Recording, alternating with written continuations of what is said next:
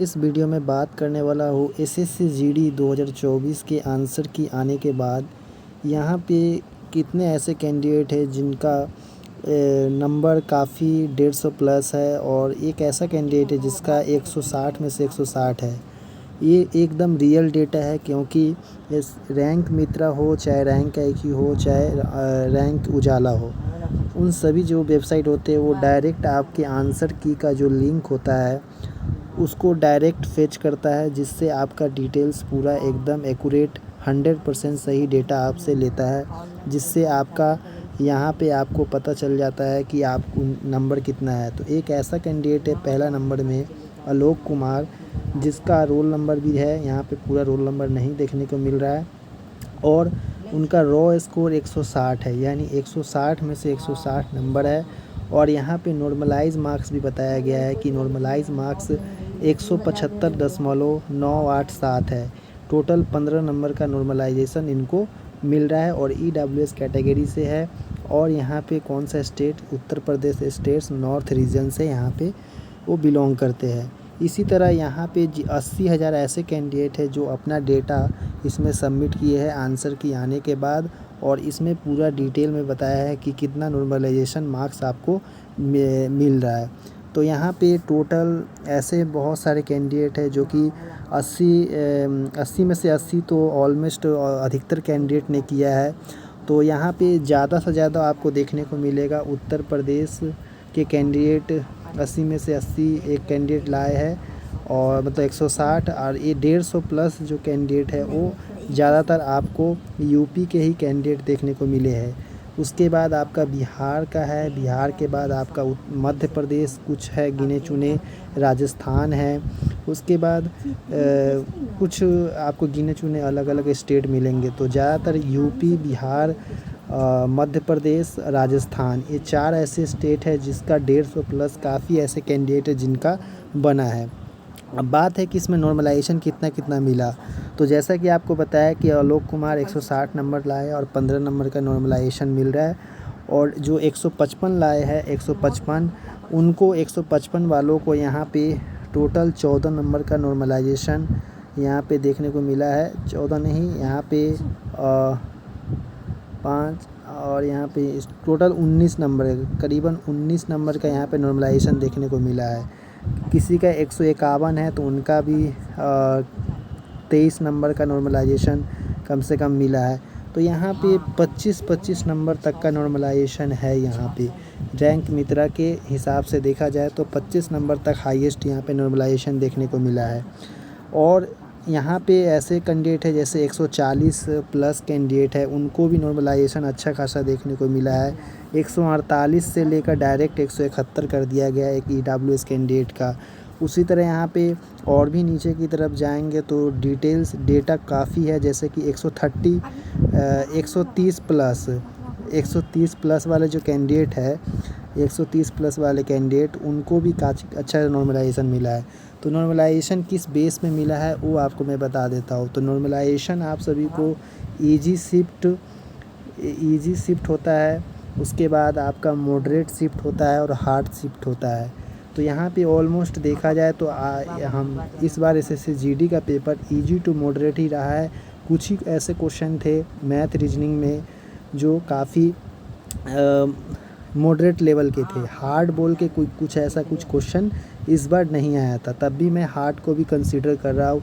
Easy में आप सभी को अगर आपका एवरेज स्कोर, मैं एवरेज स्कोर भी आपको दिखाऊंगा इसी वीडियो में कि एवरेज स्कोर कौन कौन सा शिफ्ट का कितना बन रहा है, वो भी आपको मैं इस वीडियो में दिखाऊंगा कि एवरेज कौन सा शिफ्ट का कितना एवरेज बन रहा है।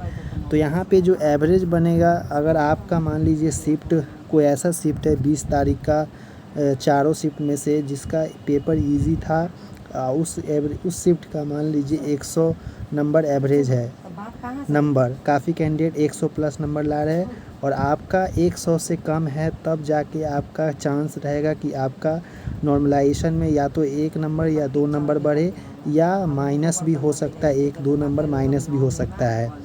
अगर मॉडरेट पेपर है, आपका एवरेज 100 नंबर है मॉडरेट पेपर में, अगर 100 का पार है तो आपका अच्छा खासा नॉर्मलाइजेशन देखने को मिलेगा, मतलब 7 से 8 नंबर तक भी मिल सकता है।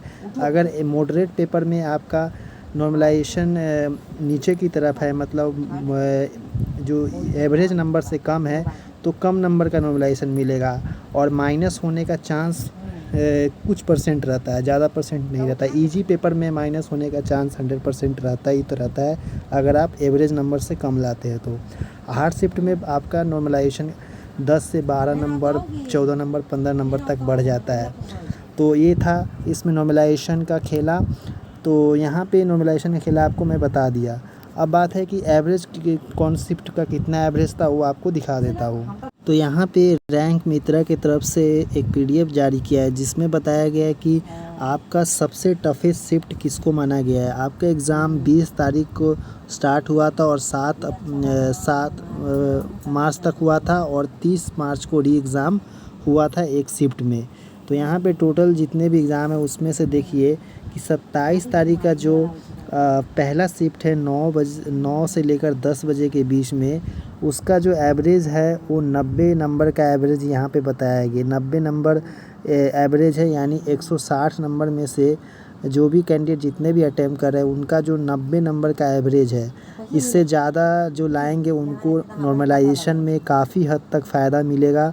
क्योंकि जो 30 तारीख वाला पेपर भी मैं दिखाऊंगा जिसमें एक शिफ्ट हुआ था जिसका नॉर्मलाइजेशन एवरेज 116 नंबर जा रहा है, वो भी मैं आपको दिखाऊंगा। तो यहाँ पे उसके बाद यहाँ पे 20 तारीख का जो पहला शिफ्ट है उसका भी 90 नंबर का एवरेज है। टोटल 1568 कैंडिडेट का यहाँ पे डेटा है। उसके बाद यहाँ पे 20 तारीख का जो लास्ट शिफ्ट है उसका 91 भी एवरेज यहाँ पे बताया गया है, जो 1673 कैंडिडेट का डेटा है। फिर 27 तारीख का शाम चौथा शिफ्ट में टोटल 92 नंबर का एवरेज है जिसमें बताया गया है कि 1571 कैंडिडेट का डेटा है। फिर 20 तारीख का यहाँ पे थर्ड शिफ्ट का यहाँ पे बताया गया है जिसमें टोटल 92 नंबर का एवरेज है नंबर और यहाँ पे 1671 कैंडिडेट का डेटा है। उसके बाद यहाँ पे 22 तारीख का थर्ड शिफ्ट में 92 नंबर का यहाँ पे एवरेज है, जो कि 1536 नंबर का 36 कैंडिडेट है। और यहाँ पे 26 तारीख का यहाँ पे थर्ड शिफ्ट में 92 नंबर का है, तो यहाँ पे 1466 कैंडिडेट का यहाँ पे बताया गया। उसी तरह यहाँ पे सभी डेट का यहाँ पे एवरेज बताया है। जैसे कि यहाँ पे आपका 20 तारीख का सेकेंड शिफ्ट में टोटल 93 नंबर का एवरेज है, 1540 कैंडिडेट यहाँ पे अपना डेटा दिए हैं। 93 नंबर एवरेज है, 1540 कैंडिडेट यहाँ पे डेटा दिए हैं। उसी तरह 6 तारीख का यहाँ पे दिया है, 6 तारीख को सेकेंड शिफ्ट का यहाँ पे बताया गया है जिसमें टोटल 94 नंबर का एवरेज है और 1624 कैंडिडेट इसमें अपना डेटा दिए है। उसी तरह 6 तारीख को यहाँ पे 6 तारीख को 6 तारीख का पहला शिफ्ट है जो कि टोटल 94 नंबर का यहाँ पे बताया गया है, 94 नंबर का एवरेज यहाँ पे बताया गया है। तो इसी तरह यहाँ पे लास्ट देखें तो यहाँ पे 30 तारीख वाला जो कैंडिडेट है 30 तारीख वाला, उसमें 30 तारीख वाला सबसे इजी शिफ्ट बताया है जिसमें टोटल 30 तारीख के टोटल 713 कैंडिडेट यहाँ पे है और 116 नंबर यहाँ पे एवरेज बताया है। यानी सबसे इजी शिफ्ट था आपका 30 तारीख का पहला शिफ्ट। 30 तारीख का एक ही शिफ्ट हुआ था जिसमें टोटल 16,000 कैंडिडेट का री एग्ज़ाम हुआ था, 16,000 कैंडिडेट का री एग्ज़ाम हुआ था। तो यहाँ पे आपका एवरेज सबसे इजी शिफ्ट यहाँ पे 100 प्लस वाले जितने भी है, जैसे 7/3 को हुआ, 26 को हुआ, 1 को हुआ, 1/3 को, 23 को, 5 को, 7 को, यहाँ पे शिफ्ट भी अपना अपना देख लेंगे। इस वीडियो को मैं अपने टेलीग्राम पे भी डाल दूँगा, जो कि टेलीग्राम का लिंक वीडियो का डिस्क्रिप्शन में दिया हुआ है। तो ये था इन्फॉर्मेशन जो कि नॉर्मलाइजेशन का खेला। दिन जैसे जैसे यहाँ पे कैंडिडेट का संख्या बढ़ते रहेगा स्टूडेंट का, उसी तरह यहाँ पे एवरेज मार्क्स घटते बढ़ते रहेंगे सभी शिफ्ट का। तो सबसे जो एसएससी के पास तो सभी का डेटा है, तो उसका जो एक्यूरेट ऑलमोस्ट इससे मैच करेगा, क्योंकि ये भी रियल डेटा ही है, पर इनके पास सफिशिएंट डेटा नहीं है, जिसके वजह से यहाँ पे नॉर्मलाइजेशन एवरेज मार्क्स यहाँ पे नहीं दिख रहा है सही से। तो ये था एक इन्फॉर्मेशन जो कि आपको पसंद आया होगा। चैनल पे पहली बार, चैनल को सब्सक्राइब कर दे और बेल आइकन को प्रेस कर दे, ताकि इसी तरह का इन्फॉर्मेशन इस चैनल पे आपको देखने को मिले। और नेक्स्ट वीडियो में मैं बताऊंगा कि आपको नॉर्मलाइजेशन में कभी कभी मार्क्स घटता भी है, बढ़ता भी है। किस कैंडिडेट का बढ़ेगा, किस कैंडिडेट का घटेगा, कौन सा स्टेट में ज़्यादा घटा है बढ़ा है, वो भी पूरा डिटेल्स रियल डेटा के संग आपको बताऊँगा। तो चलिए नेक्स्ट वीडियो में मिलते हैं। धन्यवाद देखने के लिए।